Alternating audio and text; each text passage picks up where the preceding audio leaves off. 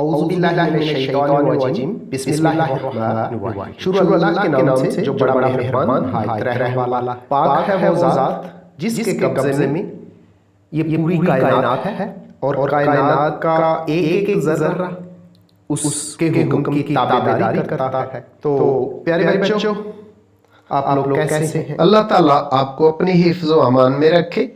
आज का lecture physics class 9 unit number 5 है जी, ग्रेविटेशन। और इस यूनिट के अंदर आज हम मास ऑफ अर्थ, ज़मीन का मास मालूम करेंगे। पहले उसकी इक्वेशन ड्राइव करेंगे और फिर उस इक्वेशन से ज़मीन का मास मालूम किया जाएगा। ज़मीन का ये मास उर्दू और इंग्लिश दोनों मीडियम्स के अंदर इक्वेशंस को इस्तेमाल करते हुए किया जाएगा। तो इस प्रूफ के लिए, मास ऑफ अर्थ के लिए, हम लॉ ऑफ ग्रेविटेशन का भी इस्तेमाल करेंगे। इसलिए आपने वीडियो लेक्चर के साथ एंड तक आज जुड़े रहना है। तो डियर स्टूडेंट्स, लेक्चर की तरफ जाने से पहले आपसे रिक्वेस्ट है कि प्लीज मेरे चैनल को सब्सक्राइब कर दें और ये जो घंटी बनी हुई नजर आ रही है ना, इसको भी खड़का दें ताकि अहम लेक्चर्स का नोटिफिकेशन आपको मिलता है। इसके अलावा मेरी वीडियोस को शेयर और लाइक भी किया करें। हमारे सोलर सिस्टम में, यानी जो निज़ाम शमसी है, इसके अंदर ज़मीन, अर्थ वो वाहिद सियारा है जहाँ ज़िंदगी और ज़िंदगी बख्शने वाले अवामल मौजूद हैं। इसके अलावा इस यूनिवर्स में किसी जगह भी ज़िंदगी के आसार नज़र नहीं आते हैं। तो इसीलिए इस ज़मीन का मास कांस्टेंट रहता है, यानी मुस्तकिल रहता है। जो चीज़ इससे पैदा होती है वो इसी के अंदर ही फना हो जाती है। इससे रिज़ल्ट ये निकलता है कि हमारी ज़मीन का जो मास है वो हमेशा कांस्टेंट रहता है। तो यही कांस्टेंट मास जो अर्थ का है, ज़मीन का है, हम मालूम करते हैं। तो स्टूडेंट्स, हम कोई बॉडी लेते हैं, एक जिस्म जिसका मास है जी m सतह ज़मीन पर पड़ा हुआ आपको नज़र आ रहा है। तो न्यूटन के ग्रेविटेशन के कानून से, न्यूटन के ग्रेविटेशन के कानून से हम इस ज़मीन का मास यूँ मालूम करेंगे। F इक्वल है जी m1 m2 बटे डी स्क्वायर। ये न्यूटन्स लॉ ऑफ ग्रेविटेशन है। यहाँ से m1 है m E mass of earth, m2 equal है m के और d जो डिस्टेंस है बराबर r के। तो फिर नई इक्वेशन बन जाएगी F is equal to G m e m over r square. आगे वज़न को डिफाइन करते हैं। वज़न वो फोर्स है जिससे ज़मीन दूसरे इज्साम को अपने सेंटर की तरफ खींचती है। तो फिर हम लिखेंगे F बराबर W, W बराबर mg। तो mg फिर इक्वल है जी m e m over r square. m से m कैंसिल और यहाँ से g इक्वल है जी m ई ओवर r स्क्वायर। तो इस इक्वेशन से हम मास ऑफ अर्थ यानी m ई अलहदा करेंगे।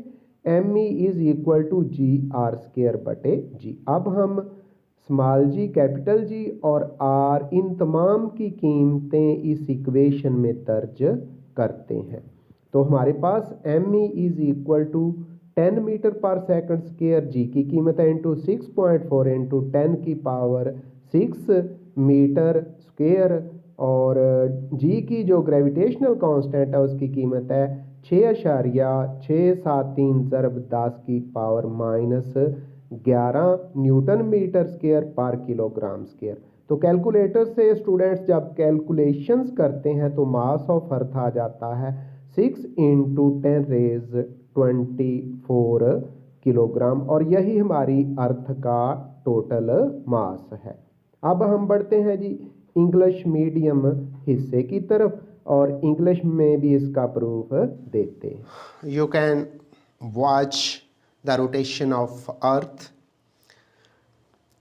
It is the only planet in this universe where life exists. So today we will discuss here the mass of the Earth and calculate its value. Now we calculate the mass of the earth. Here today topic is mass of earth.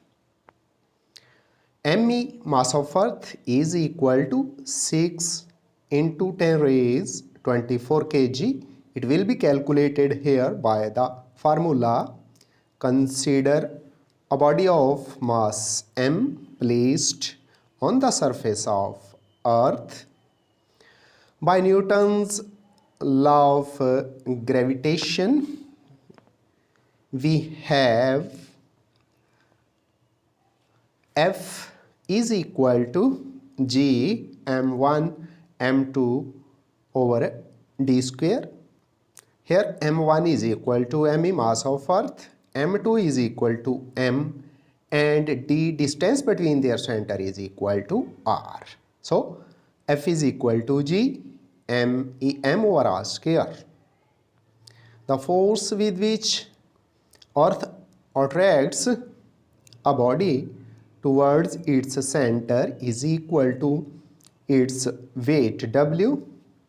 Therefore, F is equal to W is equal to mg. Now, mg is equal to G MEM over r square. M is cancelled here and G is equal to G ME over r square.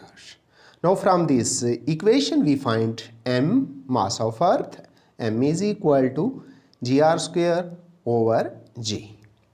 Putting the values of G, R and capital G, we have ME is equal to 10 meter per second square multiplied by 6.4 into 10 raised 6 meter whole square. Here divided by 6.673 into 10 raised minus 11 Newton meter square per kilogram square. Now calculating, we have ME is equal to 6 into 10 raised 24 kilogram. It is the mass of the earth. Students, meet you again. Allah Hafiz.